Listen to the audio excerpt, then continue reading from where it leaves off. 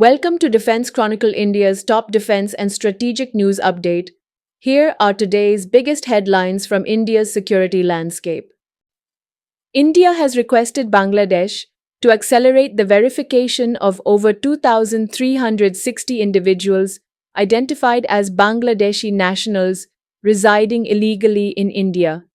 Many have completed their sentences, but deportation is delayed due to pending nationality verification. Assam Chief Minister Himanta Biswa Sarma issued a stern warning.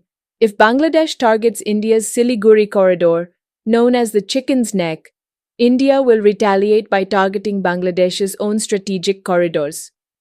The airspace over the Andaman and Nicobar Islands was closed for 3 hours to facilitate a high-altitude weapon test by India's Tri-Services Command.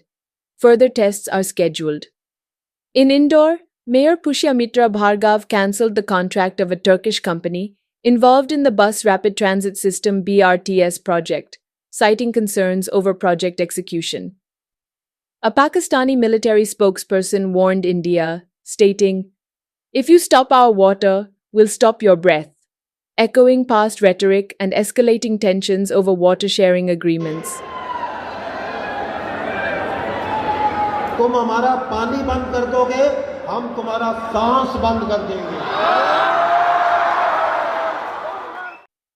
External Affairs Minister S. G. Shankar reiterated India's stance on Pakistan-occupied Kashmir, stating that illegal occupiers should return the territory to its rightful owner, India.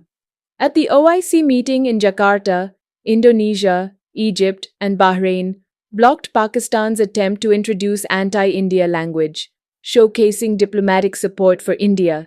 Garden Reach Shipbuilders and Engineers, GRSE, successfully completed sea acceptance trials of the indigenous 30mm naval surface gun, marking a milestone in naval armament.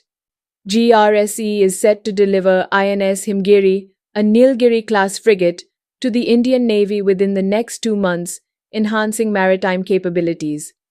The Tejas Mk-1 fleet is scheduled for an overhaul in 2026, with upgrades to Mk-1A standards planned in a phased manner, improving performance and avionics. The Ministry of Defense is set to approve the procurement of DRDO's Smart Anti-Airfield Weapon, SAAW, enhancing India's precision strike capabilities. Reliance Defense has signed an agreement with a German company to supply artillery shells and explosives, aiming to bolster India's defense manufacturing sector. Data Patterns indigenous seeker performed exceptionally in recent BrahMos missile trials, paving the way for replacing Russian components. The Indian Army is looking to acquire nano-drones to enhance surveillance capabilities, focusing on lightweight and efficient reconnaissance tools.